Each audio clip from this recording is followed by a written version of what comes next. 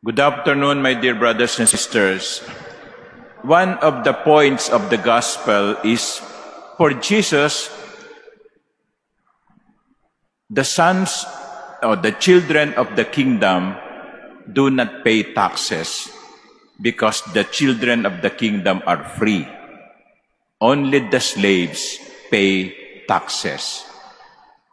That is why for Jesus, the children of the kingdom should not be paying taxes. But I will not zero in on that portion of the gospel.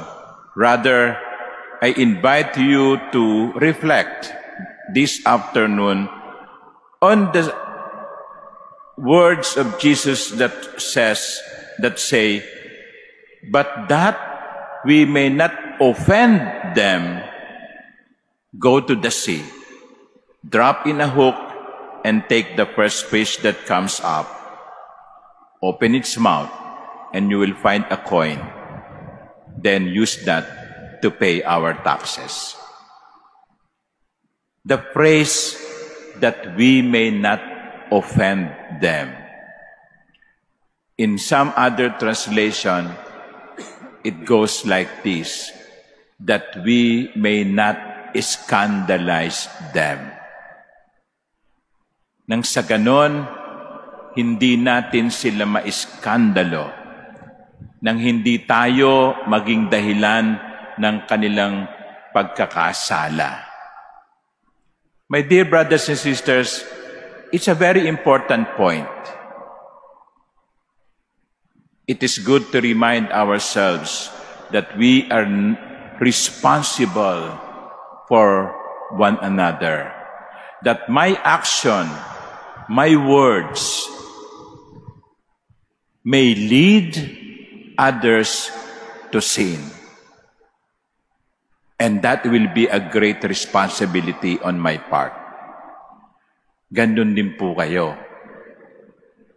Lalo na yung mga magulang sa kanilang mga anak, yung mga teacher sa kanilang mga estudyante, yung mga boss sa kanilang mga subordinates, yung mga pari sa kanilang mga parishioners. Mayroon tayong responsibilidad na ipakita ang tama nang sa ganon, hindi sila may skandalo at magkasala. Kaya, ingat po tayo sa mga kinikilos natin, sa mga sinasabi natin, sapagkat sabi nga ng dating commercial, ang anumang mali kapag ginawa ng matanda sa mata ng bata ay nagiging tama. Huwag nating ipakita ang mali. Huwag tayong maging dahilan ng pagkakasala ng ibang tao. Pero, dagdag ko ring tanong ito. Yes, the Lord does not want us to be the cause of scandal. But the question is, are we still scandalized?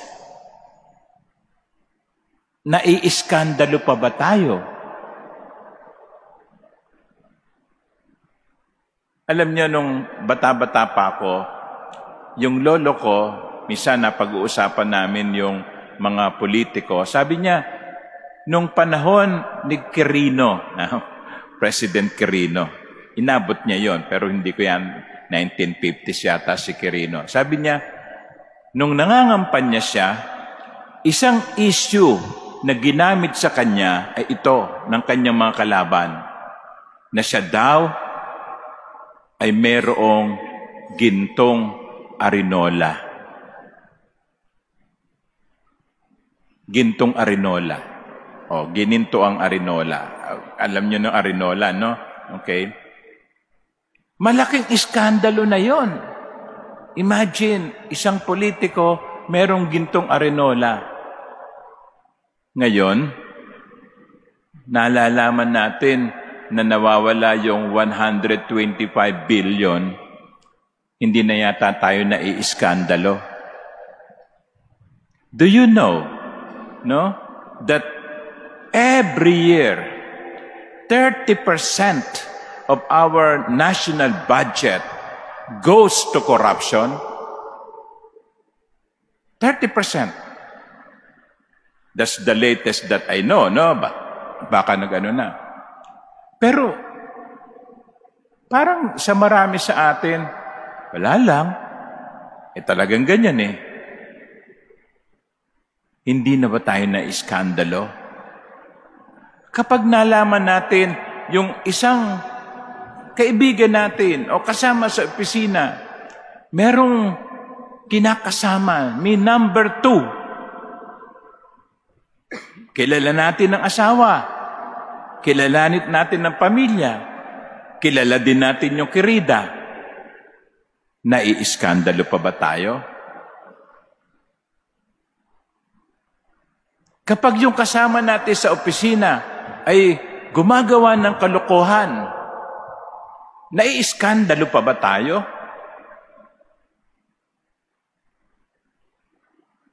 Sabi ng Panginoon, huwag tayo maging dahilan ng pagkakasala ng iba. Pero kapag nakakakita tayo ng gumagawa ng kasalanan, naiiskandalo pa ba tayo?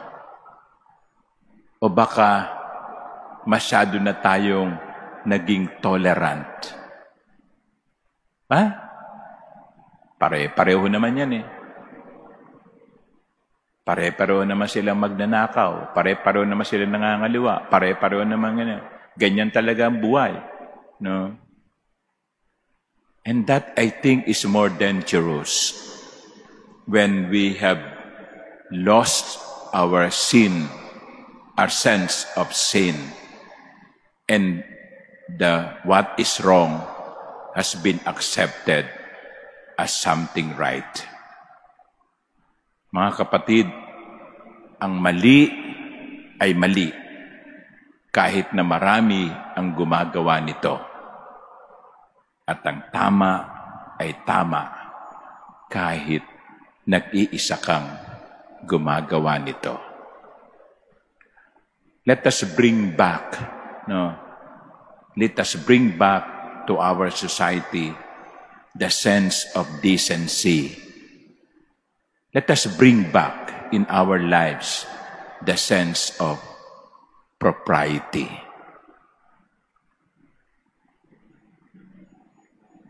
Nang sa ganon, magbago naman ang takbo ng buhay ng ating bayan.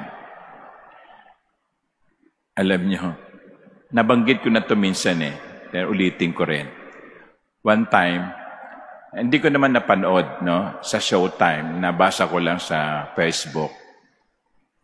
May binanggit si Vice Ganda tungkol sa boses ni Ann Curtis. Sabi niya tungkol sa boses ni Ann Curtis, alam naman siguro niyo yung boses ni Ann Curtis, Okay? Sabi niya, alam mo yung boses mo, hindi naman namin gusto nasanay na lang kami. It's a good point. Yung bang nangyayari sa ating lipunan, ang kurakot, ang pagnanakaw, ang pagpapatay, ang lahat ng yan, gusto ba natin? O nasanay na lamang tayo? Amen.